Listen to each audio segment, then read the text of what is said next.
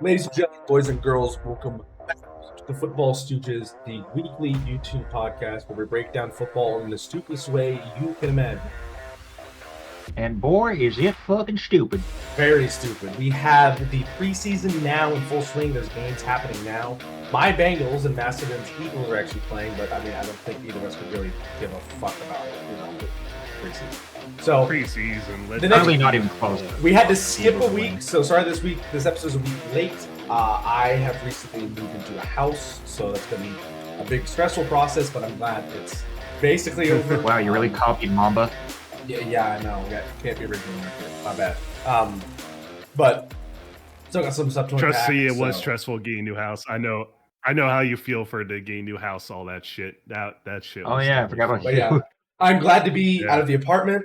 It no longer smells like weed 24/7, which is great. If you do it, great. I don't want to smell it because it doesn't smell great. So I'm glad to be in my own house. None taken. My wife and I are both really happy with the house. It's old, but it's nice. It's got a lot of character. We really enjoy it. So yeah, we're blessed to be here, and I'm excited to get back on the road with the Stooges with better internet. Here to join me, the one, the only. Guns out today is Macedon. Fuckers made me wear pants today. God damn it. It's still hot out. It's hot, yeah. It's very hot. It's early August and still hot.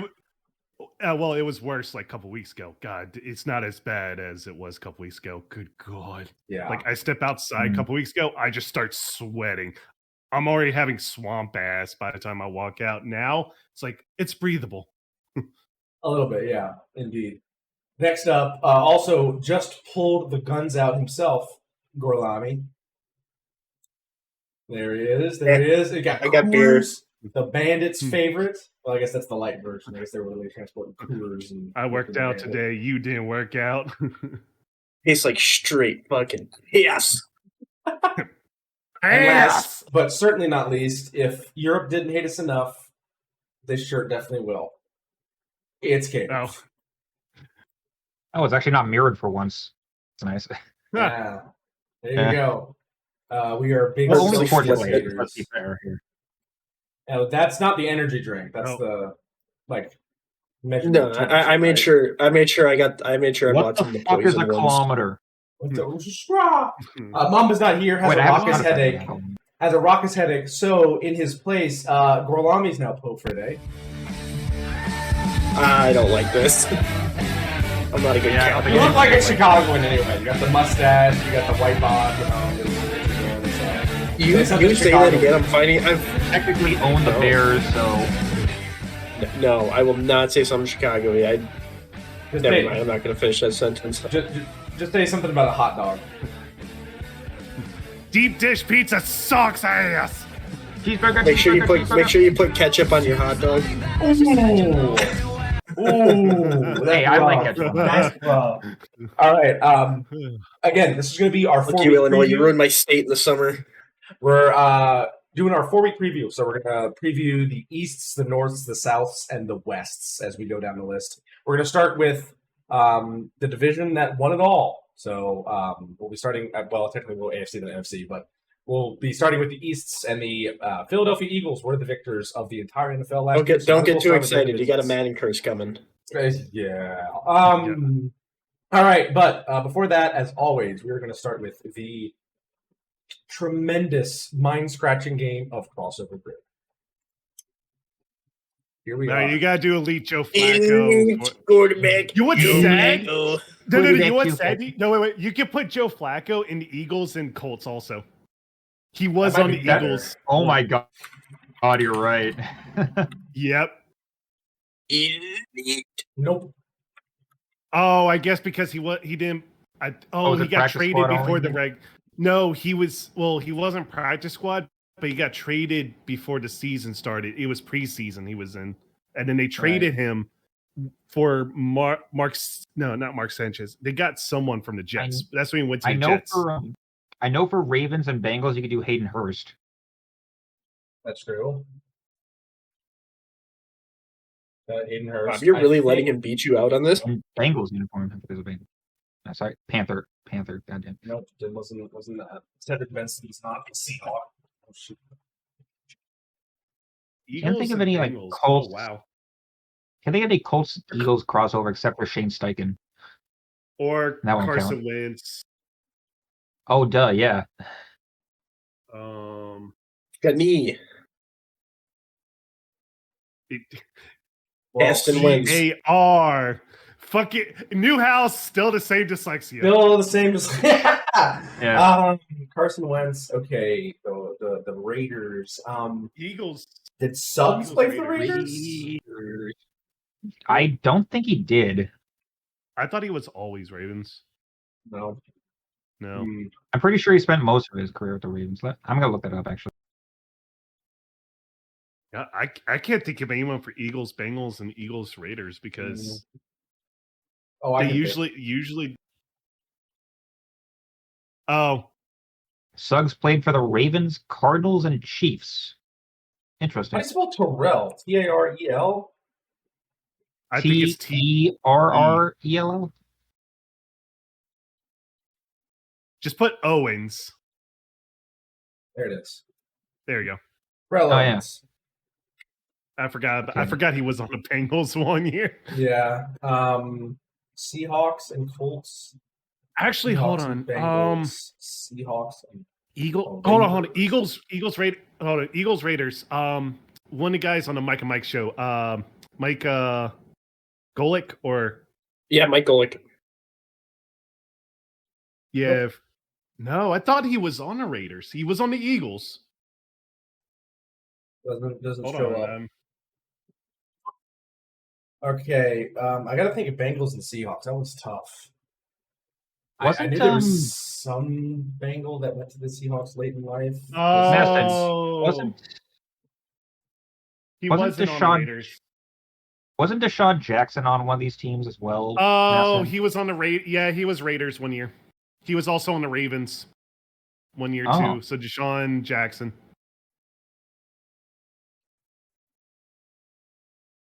Descan. Yeah, Descan. Yeah, it's different than what you. Deshaun Jackson. Raiders, okay. Seahawks. I forgot that he was on the Raiders. Raiders, Seahawks. We're bringing the fullbacks back, baby. Marcel Reese. Yeah, Golick was on the Oilers and Dolphins. That's who I was. Marcel Reese. Okay. I thought he was. As a fullback. Bring back holy crap. Bring back the fullback, dude. No, not Leon Hall. Oh, dude. For the Raiders, Ravens, Yannick Ngakoue.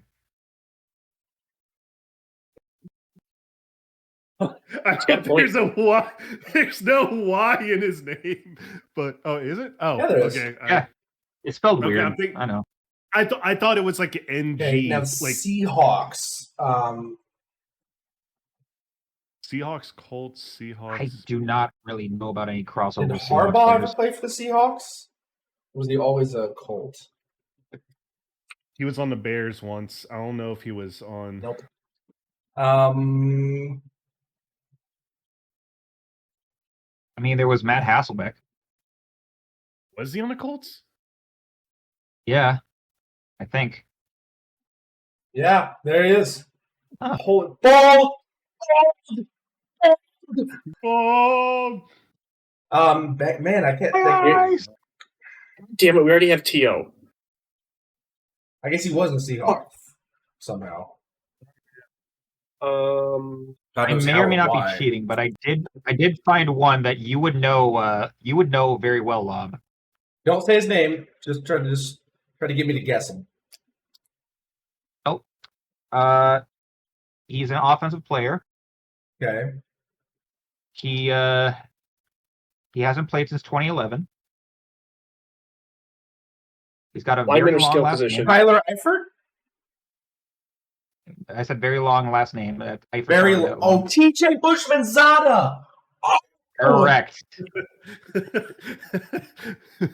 TJ Bushman-Zada. Oh, how did I forget about? Oh yeah, Nick Foles. Nick Foles. True Nick Foles. Oh, Nick Foles. Yeah, duh. TJ Bushman-Zada was also a Raven. Wait. Who else? There was someone else I was thinking of here. Let's look at all the crossover for these two. I think you clicked on something else. Go back. Very refreshing. What? I thought it was.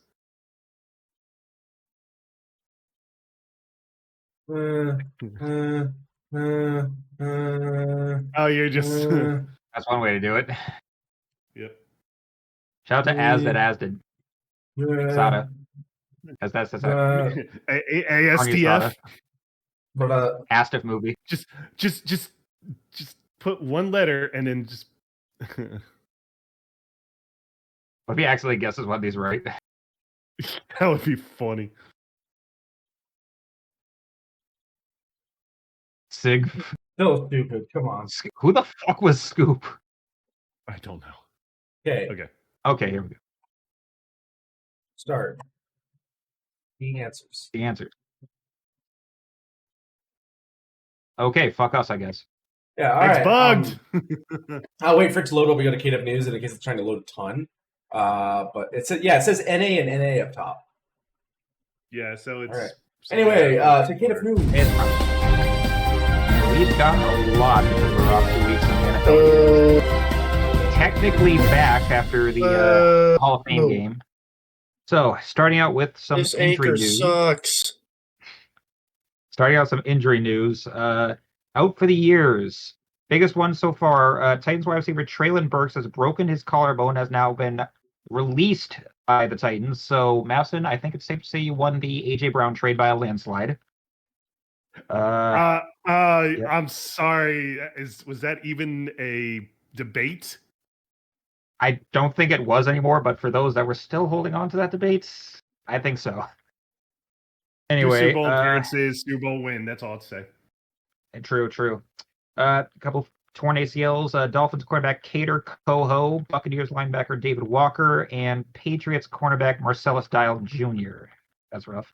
Browns cornerback Martin Emerson Jr. also tore his Achilles. Chargers offensive tackle Rashawn Slater tore his patellar tendon only after just signing a massive contract last week. Raiders safety Lonnie Johnson Jr. broke his leg. And we got some IR reserve destinations for Cardinals wide receiver Quez Watkins and Cowboys wide receiver Paris Campbell. For shorter to longer term stuff, Falcons wide receiver Darnell Mooney's dealing with a shoulder injury that will see him sidelined for multiple weeks. Ravens tight end Isaiah Likely broke his foot. He's out 4 to 6 weeks. Same time frame for two Cowboys. Forced cornerback Kalen Carson with a knee injury and offensive tackle Tyler Guyton with a leg fracture.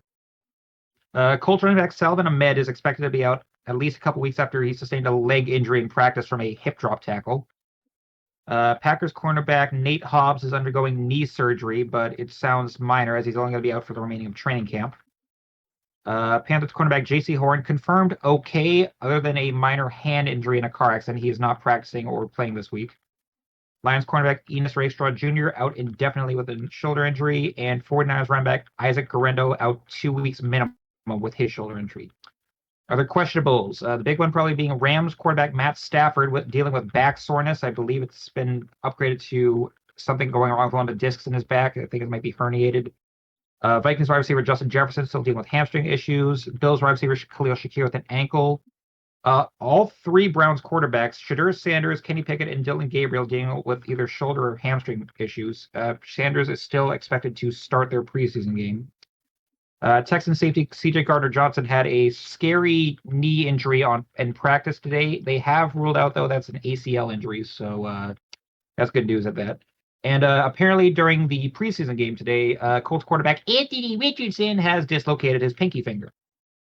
So we'll see if that affects his availability for the rest of God, the Colts are such a mess. Yeah, I mean, who knows? Maybe Danny Derps will somehow revive his career here. I don't believe it, but we've seen crazier. Other news, we got confirmation that the health scare that Colorado head coach and NFL Hall of Famer Deion Sanders had earlier this preseason was reportedly to remove a cancerous tumor from his bladder, which was also removed and reconstructed with intestinal lining and a new treatment method for this type of surgery. He's been in full remission ever since post-op. I don't think we got like full confirmation on what he was stepping away for, but that sounded like pretty serious. So good to hear he's doing well. And Patriots head coach Mike Vrabel, he sustained minor facial injuries while jumping in to break up a scrum between Patriots Commanders players during joint practice yesterday. I'm all for coaches fighting for their players, but I like it in a more metaphorical sense. I'm going to be honest. He jumped in to stop it, didn't he? He did, and I think he took like a little bit of a shiner to the cheek or something in it. All right, going on to some holdout news. Bills running back James Cook, no update other than he's left practice twice out of uniform. Commanders wide receiver Terry McLaurin has reported to camp and is now requesting a trade after 49ers wide receiver Juwan Jennings has been threatening a trade request but hasn't asked for one yet. Going on to the Bengals, lucky to say, Demetrius Knight has finally signed his thing. As for Trey Hendrickson, he's reporting to camp, but there's no news beyond that negotiations are still ongoing, which is a lot better than what the fuck is going on with the Cowboys. As Micah Parsons, for the sounds of it, has been being fucked over on both sides. A, because Jerry Jones is being Jerry Jones, which has literally had him see him on camera this week in practice wearing earplugs, trying to like block out all the people asking about the Micah Parsons situation. And from the sounds of it, on Micah's side of things, his agent has not been very helpful. Basically, just been sitting in negotiations with his thumb up his ass, doing nothing. So, long story short, Parsons has requested a trade, and Jerry says they're not planning to trade him. So, this is going to be a very hard impasse for them to get out of, I feel like. And recent news, both Steelers defensive tackle Cam Hayward and kicker Chris Boswell are both looking for new deals. Hayward is expecting to only be making about $15 million this year, but he's also, so I guess he's just looking for a longer term stuff. He's not fully participating in drills so far. As for kicker Chris Boswell, he's, I think, just coming up on the end of his contract, looking for something else as well. Going on to signings and actual signings. Cardinals are bringing back guard Will Hernandez for a 1-year deal. He was out most last year with a torn ACL. Falcons have extended offensive tackle Caleb Gary on a 2-year, $30 million deal. The Ravens have released kicker John Hoyland, leaving rookie out of Arizona Tyler Loop as the only kicker left on their roster right now, so he's a presumed starter. Big shoes to fill considering you're going to be taking Tucker's place. And they've also signed former Jaguars running back Darnus Johnson. On to the Bengals. The rookie deal for Shamar Stewart is finally been signed. 4 years, $18.9 million fully guaranteed with a $10.4 million signing bonus. So that's one sigh of relief you can have there, Lob. Yeah. And you've also got a new tight end and former Seahawk Noah Fant. As for the Browns, they've signed former Michigan Panthers running back Toa Taua, who sounds like he's a member of the new like Solo Sikoa faction in WWE, and have signed yet another quarterback, former Raven Tyler Huntley. So they've now got technically 6 quarterbacks to choose from, with no idea who the fuck they're going to actually keep or start. So this is going to be fun to watch. On to how about them Cowboys? They've signed former Ravens cornerback Christian Matthew, re-signed tight end Jake Ferguson on a 3-year, $52 million deal, and are bringing back former Bengals offensive tackle Lael Collins, who last played for them in 2021. So that's a bit of a homecoming for him. Broncos, they've made 2 very big signings. Wide receiver Cortland Sutton, 4 years, $92 million deal. And defensive tackle Zach Allen, 4 years, $102 million with $69.5 guaranteed. Honestly, these are kind of surprising me because I feel like they were not going to be making deals this big until they got out of the Russell Wilson stuff, which I feel like it's still going to take a couple more years. Going on to the Raiders, they have signed former Titans defensive tackle Keandre Coburn off waivers, and they've acquired former Eagles defensive tackle Thomas Brown IV in a trade for cornerback Jacorian Bennett. Chargers are bringing back another old friend, former Bears wide receiver Keenan Allen on a 1-year deal, second stint with the team he spent his first 11 seasons with. The Rams are extending running back Kyron Williams on a 3-year, $33 million deal with $23 guaranteed. I feel like that's well deserved for him. He's been a decent running back for them so far. The Dolphins, they've basically lost their entire starting secondary last year to injury or free agency. So they've had to make a few dumpster dives for it. First off, former Raiders cornerback Jack Jones on a one-year deal, as well as former Bengals cornerback Mike Hilton on a one-year deal. They are also extending defensive tackle Zach Sealer on a 3-year, $67.8 deal with $44 million guaranteed. Vikings are extending safety Josh Metellus on a 3-year, $36 million deal, worth up to $42 million with $25 guaranteed. Saints have signed former Giants guard Shane Lameau. Eagles, you got Jacorian Bennett in the Raiders trade. You signed another former Raider guard Andrew Peet and former Bengals quarterback Logan Woodside. Steelers have released wide receiver Cordarrelle Patterson. 49ers are signing 2 new wide receivers. First off, Saints wide receiver Equanimeous St. Brown on a 1-year deal. And they are technically bringing him back in a second stint. He was with their practice squad in last year. Former Dolphins wide receiver Robbie Chosen is back in San Fran. On to the Buccaneers. They've signed former Patriots guard Michael Jordan. Signed former Lions quarterback Teddy Bridgewater, who's coming out of retirement, considering he has been suspended from the Miami Northwest College program. And they are reworking quarterback Baker Mayfield's contract for this year. He's getting $30 million fully guaranteed and was originally going to be making no guaranteed money this year. The Titans have re-signed safety Quandre Diggs and signed former Raiders wide receiver Ramel Keaton. And, of course, they've also released Treylon Burks. As for retirement stuff, Browns linebacker Jordan Hicks is retiring after 10 seasons spent with the Browns, Eagles, Vikings, and Cardinals. He ends his career a one-time Super Bowl champ in Philly, 950 tackles, 16 and a half sacks, 6 forced fumbles with 11 recoveries, and 13 interceptions with 2 touchdowns. As for the other one, Jaguars offensive tackle Dennis Daly has announced his retirement after 6 years in the league spent with the Jaguars, Panthers, Titans, and Cardinals. Not a really great stretch, I'll be honest with you. So sad to see his career end like that. But he did end up starting 37 out of 54 games, so guess that's something for him.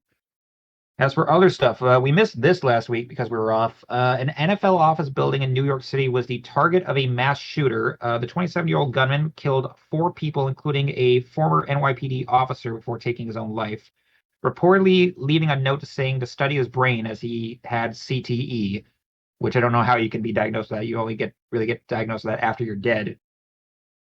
But yeah, it's just a pretty dark situation for the league there. Other than that, over 100 players and league employees who resold super tickets, a lot of them for higher than average prices, could be subject to disciplinary actions ranging from fines to suspensions. Chargers linebacker Denzel Perriman was arrested last Friday in LA on felony weapons charges after a traffic stop found several, as they quote, assault-style firearms in his car. Just call them rifles. The DA office has declined to file criminal charges, and he was later released from custody. No word if he will face disciplinary action from the league or not.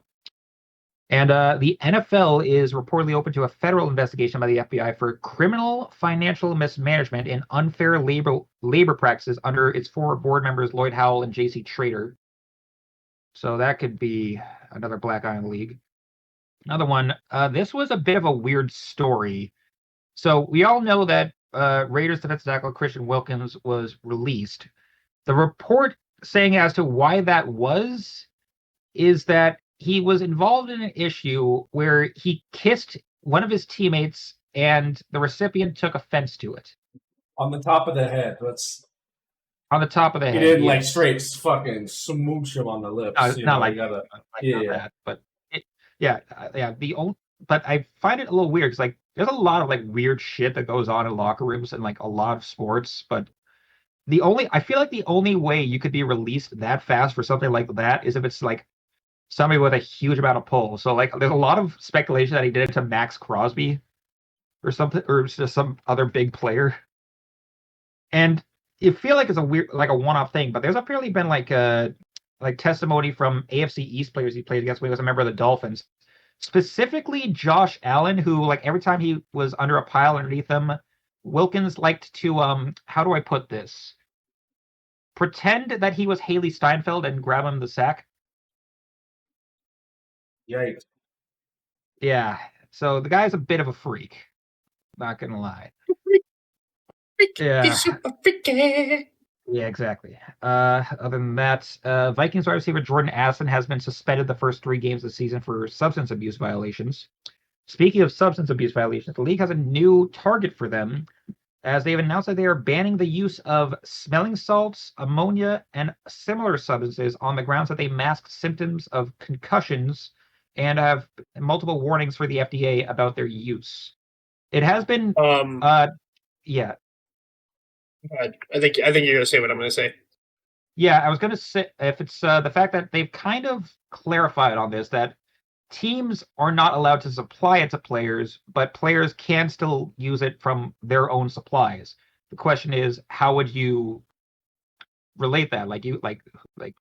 Who's to say like George Kittle just can't grab like every pack that's left in the medical room at Levi Stadium and be like, oh no, I brought this from home. They're probably making them have like receipts or invoices, and most likely they have to prove that they paid for it with their money. Yep. NFL is a business after all. That it is. You can't be doing drugs in a business. Especially when that drug tests you for other stuff. Let's see. The ESPN has reached a landmark deal to acquire NFL Network and Red Zone broadcasting, as well as WWE's signature events. There's a bit of a backlash for this, considering that they feel that there's a lot of speculation that everyone is going to be paying a lot more to be streaming like Red Zone and pay-per-view for WWE. Like, so I don't want to either. I don't want to either. I already pay enough for Red Zone, and I have to pay like 24 more to watch like SummerSlam or WrestleMania now. Fuck off. I feel bad. Give me Met streams or give me death. Yeah. Yeah, the age of piracy's come back, boys. The One Piece is real. The Bengals, then two new stadium stuff. The Bengals have signed a new lease with the city of Cincinnati, keeping the team at Paycor through 2036 with a 10-year option that keeps them there till 2046. And this one is just, I could care less of what you think on the guy. This was just fucking stupid for a multitude of reasons. The Commanders' new stadium has a chance of being held up after President Trump has demanded that they change their name back to the Crimson Flesh, or he will block the deal with Washington, D.C. to rebuild the site at RFK, which would cost the district $1 billion in public revenue, cancel job creation, and, of course, allow the Congress to move out of the godforsaken, falling apart mess that is FedEx Field. Yeah. The vote's already happening. It's not going to fucking happen. It's not a hot button issue like it's being made out to be. Just let them rebuild the stadium and get out of that death trap. That's all I got. All right. Thank you. Alex Smith has some words on that. All right. We're going to now do our preview for the East. We'll start with the AFC and then go to the NFC East. We're just basically going to say what we think about these teams and how they'll finish in their division. I got a snack. Okay. Snacking on. What you snacking on, buddy? All right. Granola bar. So here we go. Can I actually just look at the I got a snack too. That's all means. There we go. Okay. So here's the schedule for the Buffalo Bills. They won the AFC East last year. I think they're in prime position to do it again. Obviously, the Jets, I think, the Jets honestly either got worse or stayed the same. They traded Aaron Rodgers who didn't work for Justin Fields. You know, and then probably not going to work. Yeah, the Patriots probably got better, but again, last year they weren't very good. Just Drake May looked promising, so they're going to take steps in the right direction. I have thoughts on that, but wait until we get to the Patriots. And then Miami is about as consistent as butter in a heat wave. It can be solid, and then it can just absolutely melt.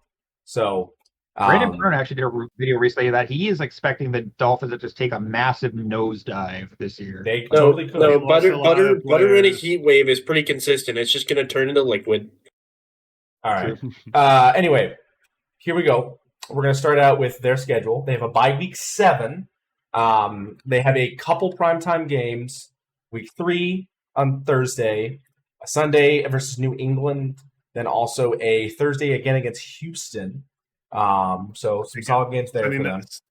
The first game is a Sunday night game. That is very true, yes, against both of them. So when I look at this, I do not think it's wild to say that they could fairly easily go 6-0 in their division. They could beat New York twice easily. They could beat New England twice easily, and then it all comes down to how good Miami is. Miami also lost Jonnu Smith, who was probably the best option for them last year outside of Tyreek Hill. Jalen Waddle has flat out fucking disappeared. So then their out seasons they're off. Sorry, they're against the NFC South. Out of division, thank you. NFC South is one of them. Carolina, Atlanta, New Orleans, and Tampa Bay. Tampa's the only hard one there, I think. Atlanta could be, but again, Carolina can surprise just because they were getting better at the NFC. But again, we're talking about Buffalo. Buffalo is at the level they were at last year throughout the season. They will easily beat 90% of teams in this list. The toughest games that I'm looking at they're going to have is week 1 against Baltimore. Then you're going to go down, and depending on how Atlanta is, I don't think that one's going to be that rough. Obviously, then Kansas City week 9, Tampa Bay week 11. Houston is still kind of inconsistent. And then the sophomore slump is not there anymore. You're also playing the entirety of the AFC North, so you've got Pittsburgh, Cincinnati, Cleveland, and Baltimore. So the Bengals would also be rough, but against it's late season Bengals, not early season Bengals, and then Philadelphia is also. Mention the Eagles. Yes, yeah. So I think Eagles, Bengals, and Baltimore are definitely going to be hard games. Now it depends on how Atlanta, Carolina, and Houston are to see where those are going to be at, and then also a wild card's Pittsburgh. But again, I easily could see this team only losing 4 games. Maybe even 3. Yeah, they've definitely upgraded a lot of things as well, going back to the agency list. So it'd be good to see like how guys like Josh Palmer and Ty Johnson will fit out in this offense as well. They're keeping a lot of guys like Greg Rousseau and Tre'Davious White, bringing in some new faces like on defense like Bosa and Larry Ogunjobi. So it'd be interesting to see how those like fit and see if it's going to be any more of getting them out of the divisional and maybe actually to a Super Bowl for once in the Josh Allen era. And also hold on.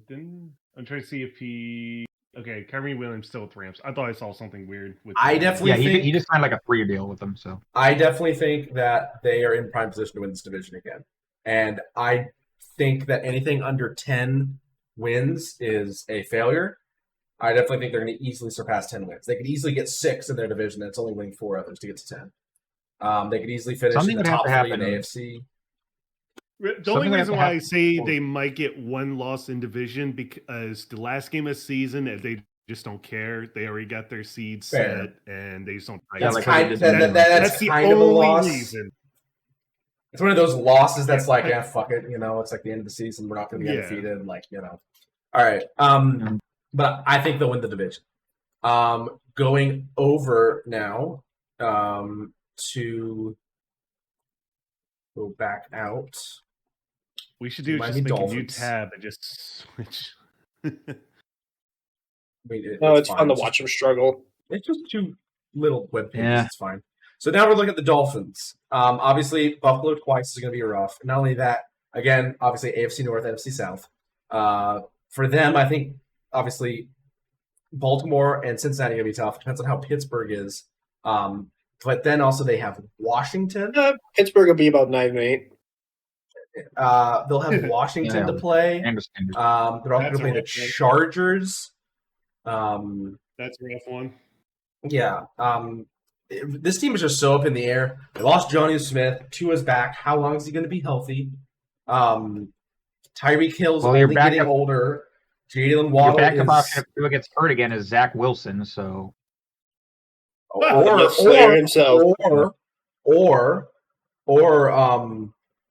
Quinn Ewers. Oh yeah, they drafted Ewers. I forgot about Quinn Ewers. But I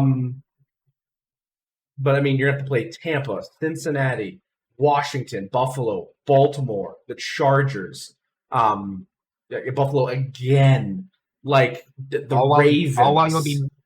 All while you'll be missing a lot of big pieces from last year, like Raheem Mostert, Jonnu Smith, Jalen Ramsey's gone. We've got Durham Smythe and Kendall Fuller are also gone. It's going to be. Definitely think this is not going to be a great year for the Dolphins. I could totally see below 500. Oh, yeah, definitely below 500. I think for the Jets, it could be 50-50 either or. They got to have at least one win against New England at Miami because Patriots always they fuck always up have our at numbers Miami. somehow. Yeah, whether it's like our own doing or just skill level. Yeah. So they could be 3-3 in division with the losses being at New England and just the Buffalo games. But then Jets, they could beat, or it could be either or. Yep. But more than 10 losses, I could see. Yeah, I definitely agree. I mean, not much else to say there. This is a team that just has so many new pieces and like injury issues and old players that like it's hit or miss. It's Shaq at the free throw line. It's either going to be a swish or it's going to break the backboard. There's no in between. So we'll move on from them in the AFC East to go to the Patriots, where the Dolphins are taking a step down. I feel like the Patriots should be taking a step up. I feel like this is a season where they could definitely come forward and get some games. I mean, they're still, as always, just like the entire AFC East, they're playing the AFC North and the NFC South. I think they're probably favored in most of the NFC matchups except Tampa Bay, and depending on how Atlanta does. But also look at some of their extra games that are thrown in there to supplement the rest. The Giants, they're going to be playing, but against the Titans, which again, rookie quarterback. We'll see how that goes. But the Titans, you also got a game against the Jets. You had a game against Cleveland, also Pittsburgh early, not to mention the Raiders early. Like going through this list, I think something to definitely shoot for and is totally obtainable is a above 500 season. 9-8 is totally possible for this team. I mean, easily winnable games. Raiders, you'll probably get not the one at Miami, but you get one later. Pittsburgh, Carolina, New Orleans, Tennessee, Cleveland. Let's say Atlanta, Tampa Bay, you lose, but then you beat the Jets, lose the Bengals, you beat the Giants, you beat the Jets, and you beat Miami. That's 10 wins. That's 10-6. I don't think that's crazy to say. You're losing a game against Buffalo, Baltimore, Cincinnati, Tampa Bay. I even skipped New Orleans there. So, like, you have a couple spots to get a bad loss here and there. And then they're a young team, though. So it's going to be hard for them to get to. But I think something to definitely shoot for is that 9-8 mark. I'm going to be 50-50 for the Raiders game because Pete Carroll's now the coach of the Raiders and Geno Smith also there. Week 1, though. That's everybody. True. Yeah. Week 1 games are like shooting a shotgun in the blind darkness in an elevator. You don't know who's catching strays. The fuck is with if it's anyone like Eagles, was that analogy wrong? It's everyone. It's a weird analogy, that's for sure. Anyway, I feel like I've got my own on this. I could care less if this team goes 10 wins, 9 wins. All I want to see are a few things. I want to see a watchable team again. I want to see that just bring back Vrabel and McDaniels wasn't just a pander to the fan base, and they can actually help us win again. I want to see Drake May not turn into Mac Jones 2.0 just because we brought in a new offensive coordinator. I want to see improvement on the wide receiver front, on the secondary, on the D-line, especially on the O-line, which reports have been coming out that the O-line is becoming more and more of a strength of this team. And no more pink cocaine, right? And definitely no more pink cocaine. I don't want anybody suspended for drug use. So as long as I can watch this team and not be utterly disappointed week in and week out by them, like I'm just like not even showing up to play against higher tier competition, then I'll be okay with it. I'm not expecting us to go to the Super Bowl. I'm not expecting us to go to the playoffs. I just want to see some improvement again. Yeah, like if you lose to the Bills, but they're they made it close. It's just the Bills had just better talent. You can understand that just because it's Week still 1 is going to be rebuilding. Week 1 is going to be a test. A rookie high draft pick offensive lineman. His name escapes. Will Campbell against Max Crosby, who looks like John Tron. Your name tree was like, what does he look like, John Tron?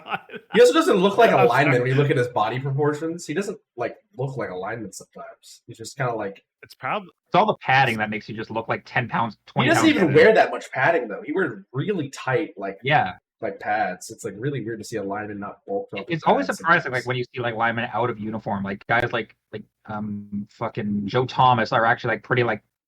Well, Joe Thomas lost a lot of weight. Joe Thomas shit. Yeah, the biggest guy you want to see is I always screw up the pronunciation of his last name, Alan Phanecia, something like that. He was a guard for the Steelers, Hall of Famer. Yeah, and he started running marathons after he got in the NFL. Dude, like thin, super thin.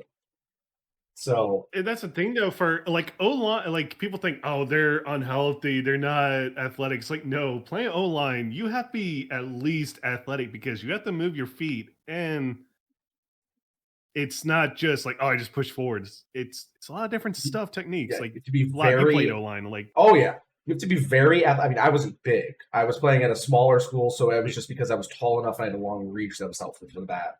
And I could lock my elbows and knees and just stop some guy if long enough to get a pass off. But the biggest thing was that if you look at the mathematics of it, force is mass times acceleration. So you can accelerate as much as you want, but if you're 350 pounds, that 200-pound guy's gonna get bowled over because you have more force. Yeah, weight also isn't. It doesn't exactly mean like they're just a big fat ass. Like, not if you take the fullback mentality and just run as fast as you can and just lower your head and hope for the best.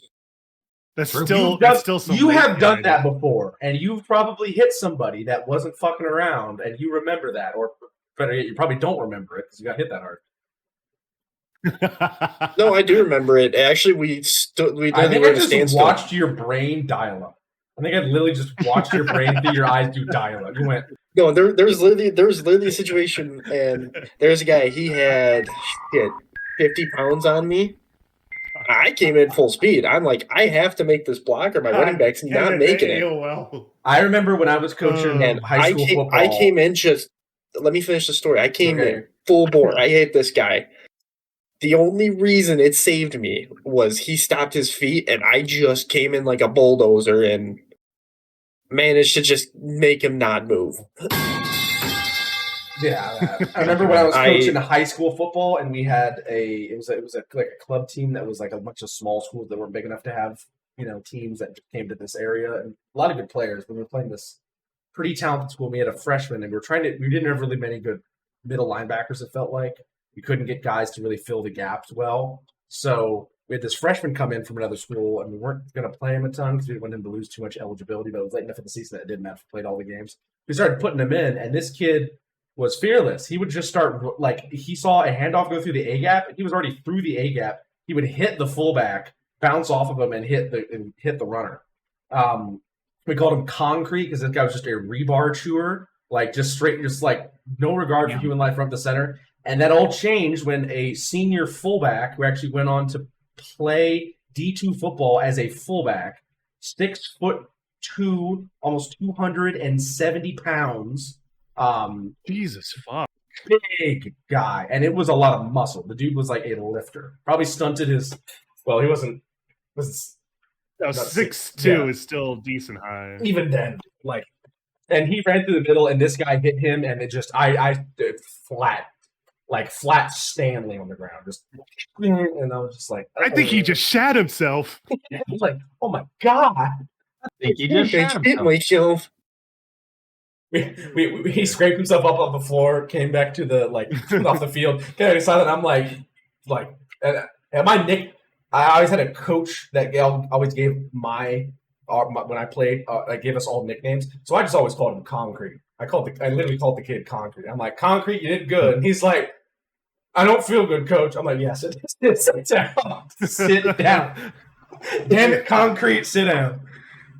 Give it 3 plays, you'll be fine. I looked like before he would get subbed in sometimes, he'd come over to me and be like, I'm going to go in, coach. I'm like, go get him Concrete. He's like, fuck yeah, Concrete. And he'd go out there. And it's just like, next play, and you just see him just like run like Ricky Bobby through the center, no regard for, like, dude, to be a freshman in high school help again. Jesus, help me, just, oh. You got spunk, kid, but you just got fucked. Jump. How fucked are the Jets? Yeah. So obviously, they'll. I think they'll win some division games. I think they can get swept by Buffalo. They could probably trade with Miami, and then maybe trade with New England. They might get swept though. So at least 1 or 2 games there. Yeah. But I could see them losing every game to the AFC North, maybe only winning one game against the NFC South. And then they're playing Jacksonville, who's kind of like, how are they going to be? But they could be good. That's not a game against Dallas, so Dallas and Denver. Honestly, who knows how that's going to go? Yeah, I don't know how Dallas is going to go. Denver, I don't think that's going to go well. That's going to be a rough. Yeah, that's going to be a rough game. That Denver defense is going to eat Justin Fields alive if he's still alive by week 6. Also, a bye week 9 is Jim Leonard's secondary is going to eat the Iron Dome defense. Everyone that says below 6 wins, raise your hand. I'll say at 6. Okay, at or below. 6 is actually a reasonable. There you go. At or below 6. I think minimum. We'll say 6 wins. Minimum. They could get lucky at Carolina. They'll split with Miami. And they'll split with New England. That's 3 right there. They might win against New Orleans. And then they would need to get 2 more wins. Maybe like Cleveland. Carolina and Cleveland or Steelers. Jacksonville, maybe. And I'm not sleeping on Justin Fields. It's just he got fucked over at Chicago. We're sleeping on the showed Jets. Promise as Steelers. Also, don't exactly know what an Aaron Glenn and coached team is going to look like for the Jets. Just true. We know it's going to be probably heavily defense focused, but especially with like a lot of the upgrades they made on defense, and especially with their secondary. I still trust their defense because it's not Aaron Rodgers there anymore. Like the only reason why the defense just was terrible because they just basically said "fuck you" to the offense. At least this time, Justin Fields could probably get their trust. A chance. I mean, they got him on a 2-year deal, so he has plenty of time to like live up to it. Prove that he can actually find somewhere to belong. And he showed promise in the Steelers. Not like he did terrible when he played for the Steelers. Like it wasn't right. Great, the only reason that he lost the starting job is because Russell Wilson finally was ready to play. Also, absolute show game, possibly another Thursday night classic. Oh god. Yeah, we got Michaels. That's and here comes Al Michaels gonna be drunk. Al Michaels is I gonna feel be bad for meat Herb sweats. I feel bad for Herb Street because I actually do like him as a commentator. Like because he actually points out stuff you don't see firsthand, but then when he shows instant replay, like O-line or some D-line stuff, you actually see, oh, that actually worked that way. I actually want to take over for Al Michaels when he calls it quits. I want to see him try it for one season. Let's see how it works. I want Bob Costas. I want to see how Bob Costas is a play-by-play. It can't be worse than Joe Buck. Very true. I don't know. I never seen him as like a play-by-play announcer. He was just always the like desk guy. He was always the desk guy. I think he could do it though. He has a really good voice. I think he could maybe do it. Just like also, that, isn't he retired? No, I thought he's retired, and I thought he's not doing anything anymore. Anyway, do you just not like me, Lob? What? Why? What happened? I feel like I'm just very stranded in the corner over here. I'm just leaning, bro. I had to get a new chair when I moved, and this thing is not up to snuff as the other one I had, but we're making it work. All right, get ergonomics chair. Get like an ergonomics chair.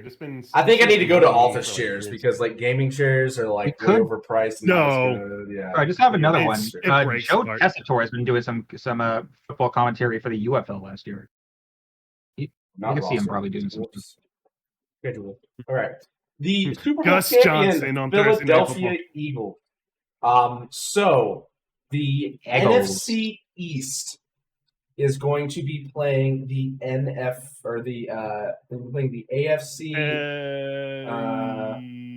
West. Kansas City, AFC West. Yep. Denver. NFC North as well because I'm seeing Bears, Minnesota, Bears, Packers, and. Okay, so as far as the Eagles go, unless things go horribly, I think they will probably win 5 out of 6 games in their conference, maybe 4. I could see them sweeping the Dallas Cowboys and easily sweeping the Giants. However, Washington, I could see them either splitting or getting swept. Washington looked really good last year. We'll see how they come back. And I'm gonna pull the hot take out here. I'm saying they're going to get swept by the Commanders. because that thing is no one in the East can hold that division for 2 years in a row. that is true. That is true. Been a It's true been thing. Yeah. since 2004. It's always been a different NFC East winner. It's And the Giants from out of 2004. nowhere win the NFC. No, Oh, it'll God, be that's a pipe Washington or it will be the Eagles. There's no way the Cowboys are doing it with a interim head coach. And I don't no see way them doing with it as the long as Giants. Dable's head coach and Giants. Yeah. I said the Yeah. Giants. I So- did not say the God Cowboys. damn I it! said the No, Giants. why hate fucking Washington, Buffalo, Washington? They have the Washington games so close to each other. That's so weird. I don't like That is weird. They yeah. done that. They done that before with the Giants 2 years ago. No, 2 straight years they done it. Yeah, and you also have the That was Giants, the Patriots, Giants, like, we played, like, Minnesota Giants. We Look at played that there. Buffalo late 3 Yeah. weeks in a row last year too. It's crazy. I hate yeah. all Just- this shit that they So- do. As for, starting out other with- stuff, Dallas on Win. the 4th. Yeah, that's a win. I think the toughest games I see on here: Kansas City, Tampa Bay, possibly the Tampa Bay. Rams. The Rams are kind Denver. of crazy. Denver. Denver's and- defense. Then after that, Green Bay, Detroit, and Buffalo, and both Washington games. Those 6 games are up in the do we air. include Minnesota in this, or are they now kind of more That's of an kind of equal on situation? the Rams side of things, where it's like, hey, you like McCarthy now. So- yeah, Well, it's- we'll talk about that when we get to North. well, Brian Flores still the defensive coordinator. He could give Eagles Defense did fits. get a couple upgrades and retentions as well. So, I mean, I would say the biggest thing with all of this, you're going to have tough competition. Everybody's coming for you. You won it all last year. I think the biggest thing you're going to need to do is just stay consistent and try to eliminate the mistakes and injuries. You're going to have a lot of primetime games. I mean, like week 1 primetime, week 6 primetime, week 10, 11, Not to mention Saquon 13, might get me. like, Wait, oh, wait, wait. Not we to say mention KDF? Saquon might get the Madden curse, so who knows how that's going to affect your run game. God, please no, please no. I definitely say think the goodbye to your bar- Achilles. Hello, Germany. the bar minimum you need to win this to the successful wins. season, I would say, is like 10 or 11. 12, because Washington's gonna get probably 12 wins. I think. True. 12 would probably be a safe minimum. Yeah, that's the minimum I have for the Eagles is 12 because Washington's gonna be right on their ass, and also Kansas City's gonna want a revenge. Detroit's gonna try to still be up there. Probably Green Bay wants revenge.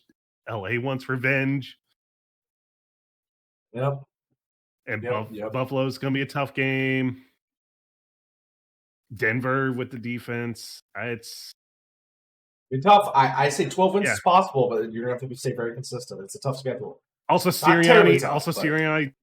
Yeah. Also Sirianni, don't go full retard like he did in the first fucking 3 games last year. Yeah. Full retail, man. What do you mean, you people? I mean, who they lost was Josh Sweat, Mekhi Becton. I can't remember if Darius Slay is still there, but CJ Slay's Gardner-Johnson. gone. Slay's gone. Slay's Bradbury's gone. Bradbury's gone.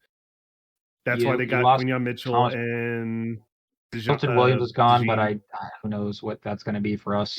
God, he was a third stringer. Which I don't know. My why we paid him this. my biggest like I wish they kept was Josh Sweat and Mekhi Becton.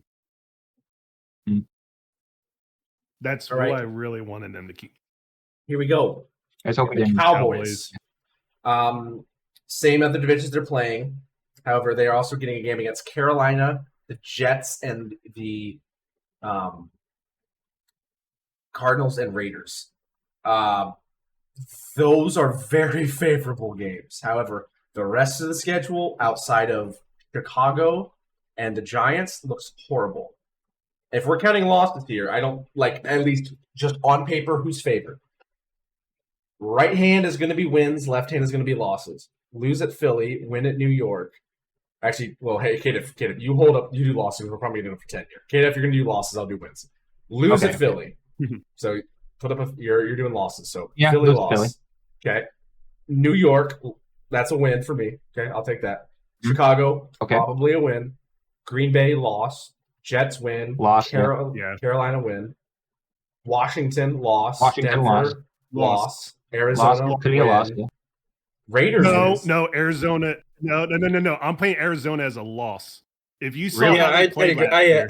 I agree Okay. with Mastodon. Arizona, loss. All right. Fine. Vegas. They're 5 now. Yeah. Vegas, loss. Probably new coach. 50-50. Peter Smith are getting it going. Philly, lost. Kansas City, lost. Detroit, lost. Minnesota, lost. Los Angeles, lost. Washington, lost. They win the last one against New York. That's an 11-6 record. Yeah, that is not great. Yeah, 6-11. Yes, sorry. 6-11. That That's last for He's multiple dyslexic. Leave him alone. that week 12 not even just to because 17 range is a fucking Yeah, gauntlet. they could go on a major slope there.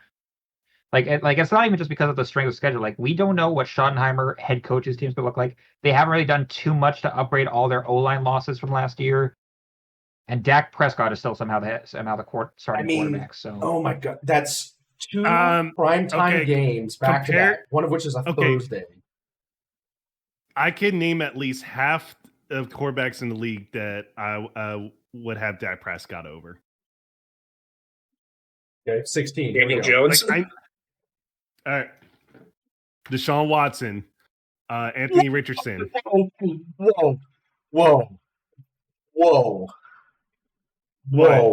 Deshaun Watson? I'd rather have Dak. No, I that's said no. I said I'd rather have Oh, Dak. okay. Sorry. I put okay. Dak over. Okay. That's what I meant. I said John Watson. there's okay. 15. There's half the league I can name as worse than Dak Prescott. That's fair. Yes, I agree. Okay. Okay. enough. Okay. So I thought it was the other way it's around. like- I'm like, fuck, dude. No, Really? no, Yes, I almost forgot about this. No, Plus, I almost because forgot about everybody's this. They have a backup in Joe Milton that's been looking pretty good from what I've heard. Yeah, he's got an absolute cannon of an arm, but his decision making, as I saw it at Michigan, was Yeah. So I don't think they're finishing above 500. I don't think there's any way, especially with that last. If they lose Dak if Dak Prescott does get hurt in the early in the season, I can see them losing to the Jets, Carolina, and Giants. Oh, Giants would be week 2, but you saw what happened to them last year in like 2020 when they lost Dak Prescott. They need to be phenomenal early to have a chance late, because Philly, Kansas City, Detroit, Minnesota, Chargers, and Commanders is hell.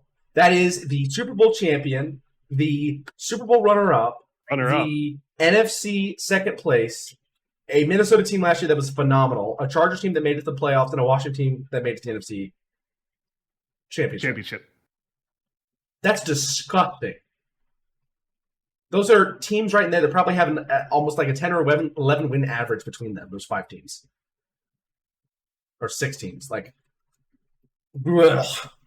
That early schedule, that's like your preseason. That by 6-week gauntlet, fucked. Bad, dude. Yeah. That's bad. The sad thing is that they're probably already gonna have 3 or 4 losses by the time they get to the Arizona. I mean, they're gonna lose week 1. They're gonna lose against Green Bay. The bye week. Yeah. They'll maybe be 500 by the bye week. And then after that, it's maybe one easy game against New York, a toss-up game between Vegas, and then games you are the underdog all the way out. I mean, but this is good for Cowboys fans. You have your hope early in the season, and then it's just absolutely strangled in front of you. I mean, that's just a typical Cowboys season, isn't it? Yeah, they're just setting it up that way. Yeah. All right. Anyway, let's go on to Giants country. Let's New York. Their starting quarterback, 0-17. I guess. Who's their? They have Russell Wilson, Jameis Winston, and they drafted Jackson Dart out of Ole Miss. Yeah, I looked at their roster. So it's Wilson first, Winston second, and then it's jockeying for third and fourth, Jackson and Tommy DeVito. So I'm looking at all of these games. I do not see a single game where they're favored. Toss-up games. I mean, third preseason game against New England, maybe. I'm looking at their schedule. I'm looking at their schedule and games that I would consider a toss-up, just from my perspective. New Orleans, Chicago, Yep. New England, maybe Vegas. So 4. If San You know Fran what? is That's injured, fair. if San Fran is injured all to hell again, wait, it's an odd year, so they're Yeah, not. that's what I'm saying. Yeah, no. So Yeah, probably. you're looking at 4. Maybe if the Cowboys are really strong because of that last flex game, maybe 5. You're looking at a 4 or 5 win can see season, the, and that's if you win those close games. And we know New York ain't doing that shit. Honestly, like if we're gonna talk about injuries, I could see like either the Cowboys or the Dolphins being bit by the injury bug the hardest. They've already got a lot of players out on the IR. Yeah. So, Giants, man. 0-17. It is I mean, possible. they might upgrade to free large sodas this year. Who knows? That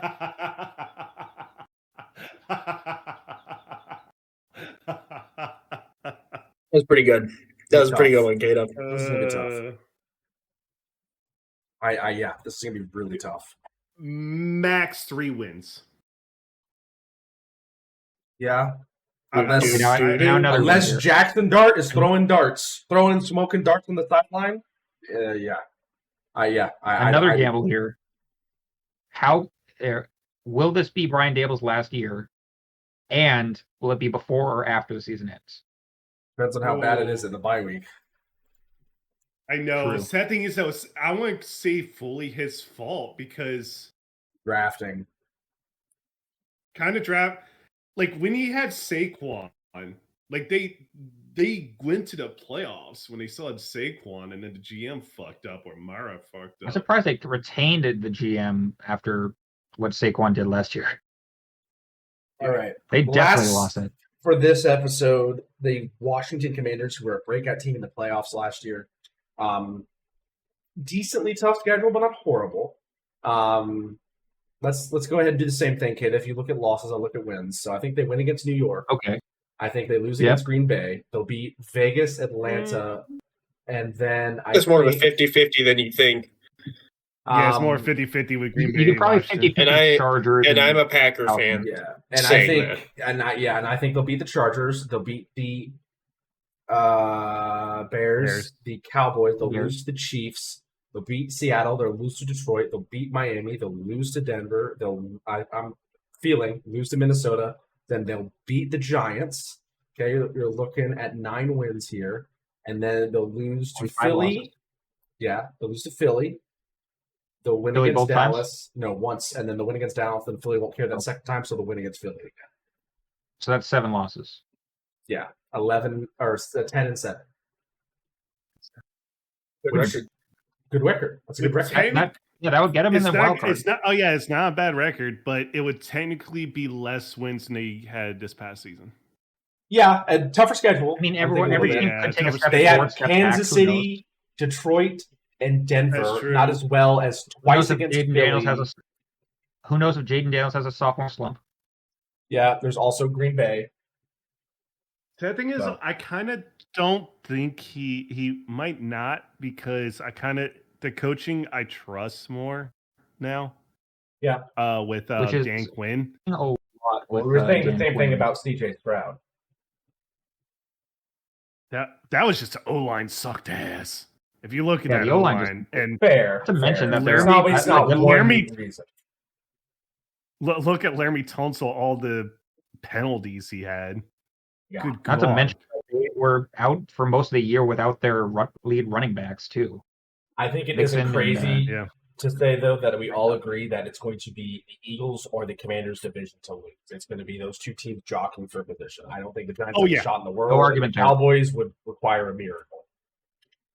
Oh yeah. Plus also still So the Cowboys NFC would require division. for every other team to suddenly to have a horrible plane crash with all hands lost for them to gain the division. Same for the Giants, honestly.